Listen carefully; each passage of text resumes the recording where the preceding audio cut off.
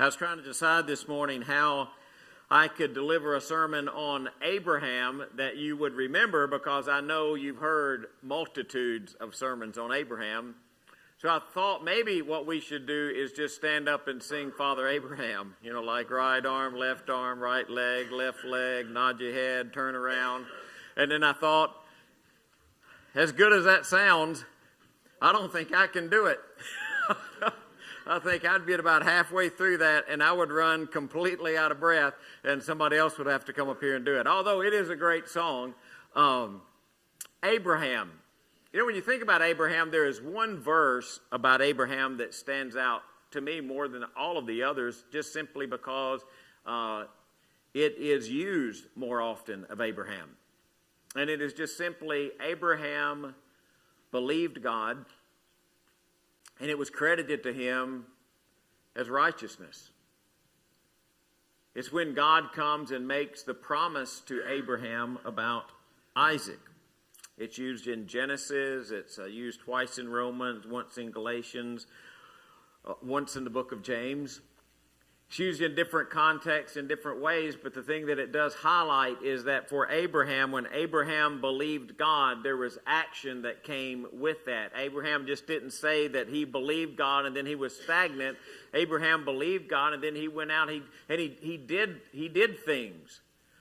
And when the writers of the New Testament come along, they write things like that. For he received the sign of circumcision, a seal of the righteousness that he had by faith while he was still uncircumcised. So then, he is the father of all who believe but have not been circumcised, in order that righteousness might be credited to them. And he is also the father of the circumcised, who not only are circumcised, but who also walk in the footsteps of the faith that our father Abraham had before he was circumcised. So then Paul comes along in Romans and he says, therefore the promise comes by faith, so that it may be by grace. It may be guaranteed to all Abraham's offspring, not only to those who are of the law, but also to those who are of the faith of Abraham. He is the father of us all. The father of us all, whether you're Jew or Gentile. Abraham is referenced as our father because of the remarkable faith that he had in God. And when you see that faith in Abraham's life, it's like, I put these together because I want us to think about them together. Faith and trust, obedience and action. I mean, what do you think of when you think about Abraham? I mean, there are those big stories, right? Those are those big stories we always get in Bible class when we're going through Bible class. There's that big story about, Abraham. He's 75 years old. God shows up and says, hey, I want you to leave the land where you're at, and I want to go to another land, and I'm going to give you that land. And Hebrews tells us that when Abraham started on that journey, he didn't even know where he was going. And like I've heard preachers talk about this for years, and they always say this, so I'll just say it too, because it must be the thing you're supposed to say, because it's what all preachers say. It's like, can you imagine the conversation with Sarah? Hey, baby, we're going to pick up and move. Hey, that's great, Abraham. Where are we going? Well, I don't really know. I think it's that way, but I'm not really sure. Can you imagine me going home tonight telling Diane, hey, baby, I need you to pack all this stuff up. We're moving. She's like, okay, where are we going? Well, I don't really know. I'm not sure if we're going north or south. We might go east or west. And that would probably be a pretty long... Now, she would go, right? But you'd go, wouldn't you, baby? Oh, yeah, the hot babe will go with me. But there we go. But you're looking at that and you're thinking, okay, so God asked Abraham to leave, and Abraham doesn't know where he's going, but he goes. And we say that's great faith. It is great faith. God comes to Abraham later. And the conversation is about who's going to inherit all of Abraham's stuff, because Abraham's got a lot of stuff. And Abraham says, well, a servant in my household will get my stuff because I don't have any children. And God says, oh, yeah, you're going to have a child. Abraham was like, kind of old. Right? Kind of old. God says, no, your own child will be your heir. And Abraham believed God. And it was credited to him for righteousness. Except it didn't happen right away, did it? It happened later. We'll talk about that in a few minutes. And later, Abraham's 99, and God shows up, and God says, oh, by the way, Abraham, you're going to have a son. He's like, at 99? Like, and God says, yeah. And Abraham trusts in God. Later, that son, and I don't know how old that son was. You can't prove it from the text, no matter what anybody. He's somewhere between 5 and 45. Okay, that was a real narrow range I got there for you, right? 5 to 45. And God shows up and says, "I want you to sacrifice the son that the promise is through." And Abraham is willing to obey. He has faith. He has trust. He believes in God, no matter what God says. And that unwavering faith is one of the reasons that Abraham is called our father, the father of those who have faith. Even when things look impossible, even when it looks like things can't happen, that belief, that trust, that faith that we have in God. That paves the way for growth. And it paves the way for us to receive blessing from God. Stepping out into the unknown. Not knowing what's going to happen. Now, when you step out into the unknown and you don't know what's going to happen, like everybody wants, like the very best thing to happen, right? I love, we're studying Peter on Sunday morning in class, and I love this story about Peter. You know, Peter gets out, and Jesus is walking on the water, and Peter says, hey, how about just let me walk on the water, right? So he steps out of the boat, starts walking on the water, sees waves, he starts to sink. You ever felt in one of those situations like with God where you were going to step out on the water except you didn't walk on the water, you just sank in the water? And it really wasn't because your faith was weak or because you didn't have trust in God. It was because that's just not really the direction that God wants you to be going at the time, right? It's just not, things aren't working out the way that they need to work. Maybe it's patience. Maybe God has delayed blessing. Maybe God has us work through difficult situations in life. But when God comes along and he talks to Abraham, he talks about twice, through you, all of the nations of the earth will be blessed. Because you obeyed me. That's what it says, because you obeyed me. And being obedient, I'm going to kind of be honest with you. In our world, being obedient is kind of getting a back burner attention, right? To be obedient. And that's how we show that we have faith. So I'm going to take you on this really simple little journey, and we're going to look how this works, all right? So God comes along, and he gives you these really big verses. And how about these? Husbands, love your wives just as Christ loved the church and gave himself up for her. And then talking about older women, he says they can train younger women to love their husbands. So you come along and you have this thing from God, and God says, listen, this is what I need you to do. I want you to love your spouse. And most of us, I'm not going to throw us all in the same wagon, but most of us, we're kind of okay with that. We're kind of okay with that. You know what? I think I can love my spouse. You know, I made a commitment to my spouse. I made a lifelong, I believe I can love my spouse. So here we go. We're going to love spouse. Say, all right, we've got that one. We've got that one. Then he says, if anyone says I love God and hates his brother, he's a liar. For anyone who does not love his brother whom he has seen cannot love God whom he has not seen. Or if anyone has material possessions and sees his brother in need, and brother there does not mean male. Brother there means brother or sister. It means a fellow believer. And sees his brother in need, his fellow believer in need, but has no pity on him, how can the love of God be in him? So then God comes along and says, okay, I want you to love your spouse. Now I also want you to love your fellow believer. And you're thinking, well, I think I can do that. Now, we're an honest church at Clarksville Highway, and I'm just going to tell you, there are times that some of you are hard to love. Sometimes, I hate to say this, sometimes y'all get on my last nerve. And it's okay because sometimes I get on your last nerve. And it's all right. But we're going to love each other. So here we go. We're going to love our spouse. All right, we can get that one. We're going to love our brother. Well, they aggravate us sometimes, but I think I can work it out. I think I can love my brother. And then Jesus comes along and he says, oh, love your neighbor as yourself. Love does no harm to its neighbor. Y'all know my neighbors? Who's my neighbor?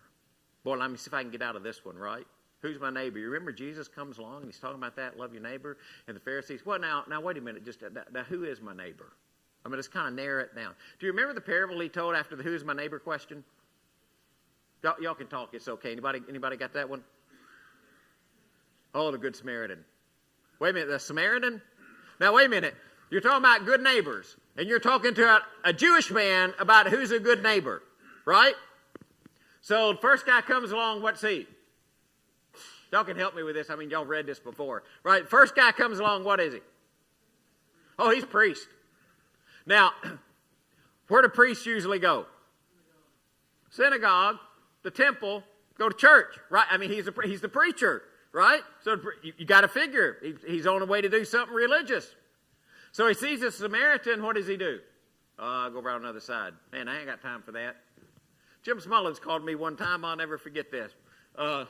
Jim, I hope it's okay. I didn't ask permission. Jim called me one day and he said, man, what are you doing this morning? I'm thinking, hey, Jim wants to take me to breakfast or something. You know, it's pretty cool. Yeah, man, I ain't got much going on, Jim. What you got? He said, hey, there's this guy broken down on the side of the road and I got to get to work. I'm late, but I figured you could come help him. So I'd run down there and there's this guy broken down. He's got this old van and he's broken down on the interstate right up here. And I go in and this guy, I hope he's not listening to this. So I pull up and I say, man, what's the problem? Man, I don't know. I said, I got some kind of car problem. And some guy stopped by and he had to leave, get to where I said, I know he called me.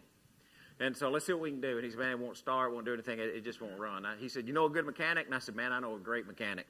I got a great mechanic. And it's when Bobby had a shop over here on Bearwalla. And I thought, we'll get a record, we'll get it towed there. So we get it towed over there. And I asked this guy, I said, where you going? He said, man, I'm going to Florida. Really? Going on vacation? He said, no, my daughter is graduating college tomorrow. And he said, man, I'm just barely going to get there in time. And I said, really? He said, yeah. He said, I don't know what I'm going to do. I said, well, he's not going to get that van fixed today because I don't even know what's wrong with it. I said, let's get you a bus ticket. We'll get you down to Florida. And he said, all right. So we called a bus station and said, hey, man, I need a bus ticket to Florida. And the bus said, we can get you a ticket to Florida, but here's the deal. He ain't going to get there by tomorrow. It's like, well, that's not good. I said, where's your daughter graduating from? He told me, school. And now, I don't know if y'all know this, but everybody who stops for help don't tell the truth. Just so y'all know. And I thought, I wonder how I'm going to check that out. So I called down to the school and asked for the registrar's office. I said, look, I know you can't tell me a lot, but here I am, and I'm in a situation. I got this guy with me right here. His car's broken down. He tells me his daughter is going to graduate from college tomorrow, and this is her name. She's majored in this. Can you just tell me if she's going to walk in a line? And he said, and she said, yeah, she's good. She's going to graduate tomorrow. And I was like, wow. I thought, I can't drive him to Florida, right? Ended up helping the guy rent a car that he drove to Florida, watched his daughter graduate, came back. We took the car back to the rental place, put him on a Greyhound bus, sent him back to St. Louis. The engine had blown up in his van. Bobby sold that for scrap. We took the money from the scrap, sent it to St. Louis so that guy could have the money from his van that wasn't any good anymore. Who's your neighbor? Who's your neighbor? First guy went by, he's a church guy. You know, he's going to make a visit or something. He ain't got time for somebody to call him on the phone and tell him to help some guy on the side of the road. Right? Next guy came by, what was he? He's a Levite. He works in church. He's just not the preacher guy. All right? Does he stop? No. Next guy comes by, what's he? He's what? Samaritan. And Jews and Samaritans don't talk to one another. They don't get along. They don't like each other. They're on opposite ends of the spectrum. Religiously, politically, geographically. Who stops to help? The Samaritan. Not only does he help, he said, hey man, if this is not enough, here's some money, and if that's not enough, I'll get some more to come back through later. So who is your neighbor? Or it's just the guy who lives right next door to you, isn't it? No, that's the person that you come into contact with as you go through your daily life. That's all the people that you meet, and you're thinking, wow, you know, I thought my church people kind of cantankerous at some point, but you throw in everybody else that I meet. What am I supposed to do with those? Love them. To anybody, Roger says, you love them? So I'm supposed to love my spouse, I'm supposed to love my fellow believer, I'm supposed to love my neighbor. And then he says, Why don't you just love your enemy? Why don't you just love your enemy? The ones that persecute you, and the ones that do evil against you, and the one that talk evil against you, and the ones that spread rumors about you, and the one that treats you unfairly. Why don't you just love them? So when God comes along and he calls Abraham, and it says Abraham was obedient and Abraham had faith, the question I would have is just in something that's very simple. Maybe not. Not asking you to pull up and move, but can you just have enough obedience that you love your spouse, your fellow believer, your neighbor, and your enemy? That you just don't say, well, I believe God, but that you live like you believe in God. And you think, well, God made everything easy for Abraham, right? Abraham just coasted right through life. He didn't have any problems. Man, Abraham had some challenges. You know what I love about the Abraham story? God comes along and he says, Abraham, I'm going to give this land to your offspring. That's a pretty cool promise, isn't it? You know the very next thing that happens? There's a famine in the land, and Abraham went down to Egypt to live there for a while because the famine was so severe. Oh, Abraham, by the way, I'm going to give you this land, and all of a sudden there's a famine, and he can't even stay in the land himself. But he still believes God. He perseveres through the problem. God blesses him. He has lots of stuff. Abraham's rich. He's got a nephew, Lot. Guess what? Lot's got a lot of stuff too. Abraham and Lot, they got so much stuff that the people who work for them can't get along. Company's gotten too big. We're going to split off. So he asked Lot, he said, okay, Lot, look, man, I don't want to fight with you. This is Greg Smith paraphrase, okay? We're relatives. We don't want to fight. Don't want to fight with you. We'll just separate and go different ways. And do you remember how Abraham handled that? Lot, you pick first. You pick first. Now, Lot looks down toward Sodom and Gomorrah, toward the valley down there, and the grass down there is green, right? Green grass down that way. If you look the other way, it's mostly desert, and if you don't know this might be a revelation to you. Desert don't look much green. Lot sees the green. What does Lot say? Hey, I'm going to the green. So off goes Lot down in the valley toward Sodom and Gomorrah, where the grass is green and the cattle grow and the deer and the antelope roam, or however that song goes, right? And Abraham goes off toward the desert, where it really don't look very green. Y'all seen pictures of how flocks graze in the desert? This was on Ray Vanderland, and he did that little video series, and they're walking across the hillside, and they're just like one little twig of grass here, and you walk in, there's a little piece of grass there, and then there's a little piece of grass up there, but you got to really work to get a meal. Why was Abraham okay going to the desert? He trusted God. You remember what happens after that? Kings get in a big battle. They come in to fight, and they come in, they capture Lot and all this stuff, and they run off with him. And Abraham, whatever kind of guys Abraham grew in his house, they were tough, right? Because he took his 318 armed soldiers, and he went and he rescued Lot. You ever thought about that? If Abraham behaved like me, I'd have probably just left Lot with him. Well, you rascal, you shouldn't have chose the green grass. Serves you right. Now I'm going to go get your green grass. Well, they've taken you off, but not Abraham, does he? He goes off and he rescues Lot because he has great faith in God. Abraham didn't have any struggles, did he? Had this son. God has promised him that his descendants are going to be like the stars of the sky or the sand on the seashore.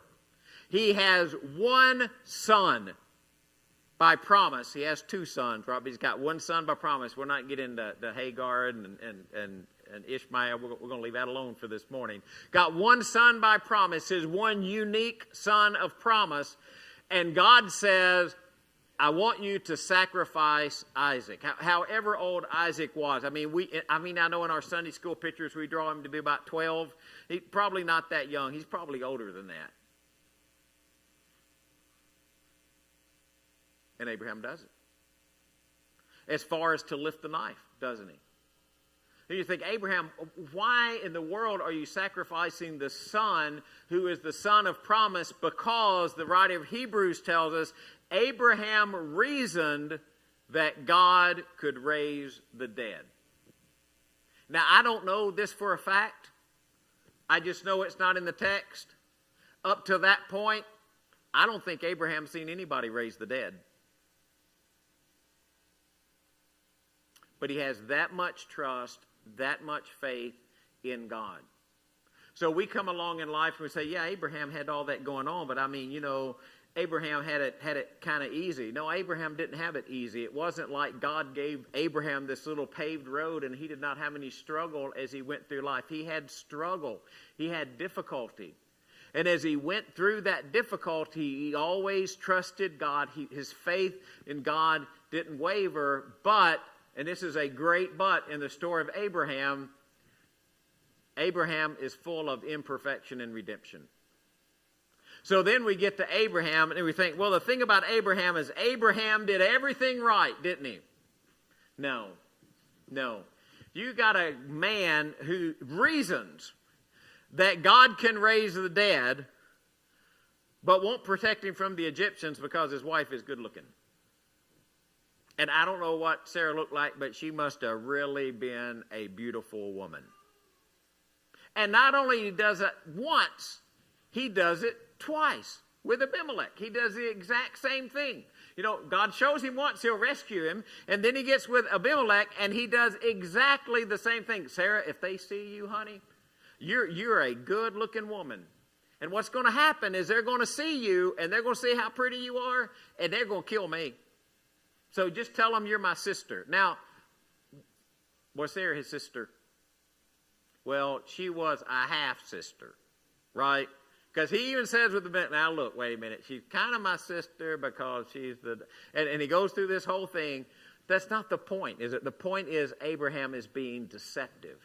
How is it that a man who trusts God enough that God says, hey, just leave and just go where I tell you. And Abraham's, all right, let's go, right?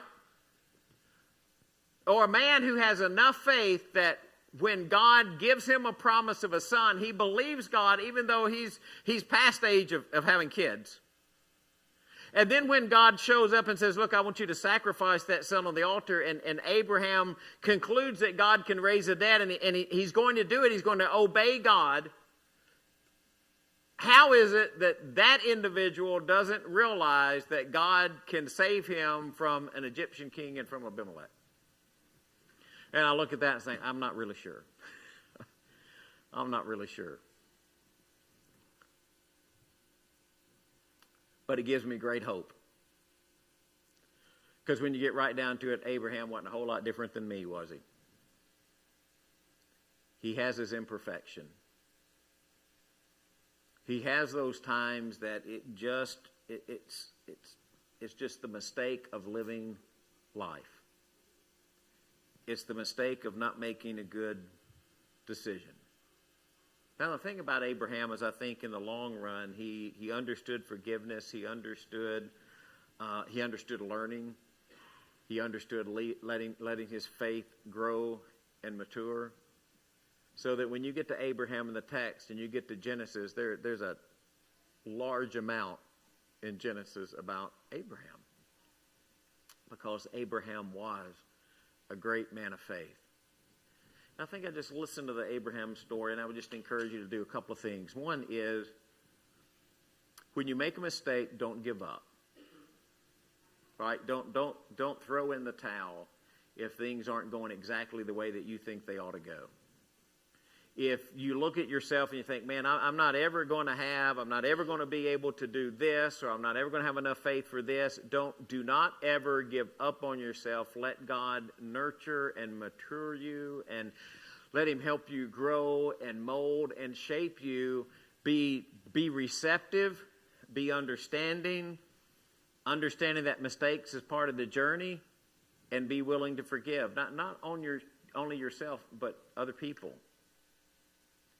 And I would encourage you, when you get to those times where it looks like God is causing you to step out on faith, or God is it's just, you're in an uncomfortable position, Trust God. I read a book one time, and it was talking about spiritual growth. I thought it was a really good book. And I thought the principle there was really good. So, like, you have a relationship with God, unless, God's not a physical being, but for right now, let's say this is God. And me and God, we're doing pretty good. We're like close, right? Everything's going pretty good. Me and God, we got a really good relationship. Everything's happening like it. Really, really comfortable right here with this closeness. But this is kind of where I am in my spiritual journey. And God says, Greg, I really need you in your spiritual journey to be here. So I need you to move. I just need you to move from here just to here. But I don't want to move because I'm really good right here. Like me and God, we're good. You know what God does sometimes, I think? I think God goes over there. And now I'm still here. And I'm wondering, God, why is there separation? Why not feel like we're not as close as we used to be? Why don't I feel like you're not there the way that you used to be? And why just something feels off, God. And God's just smiling and he says, yeah, something's a little off, because what I need you to do is I need you to grow to be over here. But as long as he stays here and I stay here, guess what? I'm going to be right here. And God's going to say, no, I need you to come over. So little by little, start struggling through the emptiness and struggling with the problem and wondering why God's not listening and trying to wrestle with things and figure things out. And all the time I'm growing and I don't know it. And all of a sudden, one day I wake up and I was like, hey, wait a minute, we're beside each other again. Except instead of me being over here, I'm way over here. And that's why when we get to situations in life like Abraham, God needs us to step out on faith. He needs to tell us things like, you know what? There's obedience. Here's the thing. Do you trust me enough just to do the right thing? Do you trust me that much? That's what God's asking you. Do you trust me enough just to do the right thing? Not to second guess it, not to go the way the world goes, not to think of things the way the world thinks. Do you trust me enough to do the right thing? And then, like Abraham, we get into a situation in life and he says, let me ask you something else. Do you trust me enough that even when there's challenges, when everything is not going just exactly the way you want it to go, that you'll still trust me? There is this misconception in some theology. I'm not going to try to get deep into this morning, okay? But there is this misconception in some theology that the way that you know God is on your side is that everything goes exactly the way that you want it to go, and everything goes really well, and you don't have any struggle. And I want you to know that theology is messed up. It's messed up. You'll have people that tell you, well, if you really trust God, everything goes just perfect. I'm telling you that theology is messed up. It doesn't work that way. We struggle with life. We go through difficulties. We go through challenges. Things don't work out the way that we want them to work out. People get sick that we don't want to get sick. People die that we don't want to die. Situations in life change that we don't want them to change. We get treated unfairly when there's no reason for us to get treated unfairly. We just get treated unfairly. And what God wants to know is when things get tough or when things don't go, it's not the yellow brick road or whatever you want to call it, do you still trust in me? Because that's what happened to Abraham. And the third part of that is when you do make a mistake, when you do fall short, when there is that moment of imperfection, can you trust God enough to let him rescue you? Always do what's right. Trust in God even when things are difficult. And always be willing to forgive yourself and let God rescue you from your own mistakes. That's what we learn from the life of Abraham. And that's why he is called the father of us all, because he had great faith. And the question this morning is really simple. Do you have that kind of faith?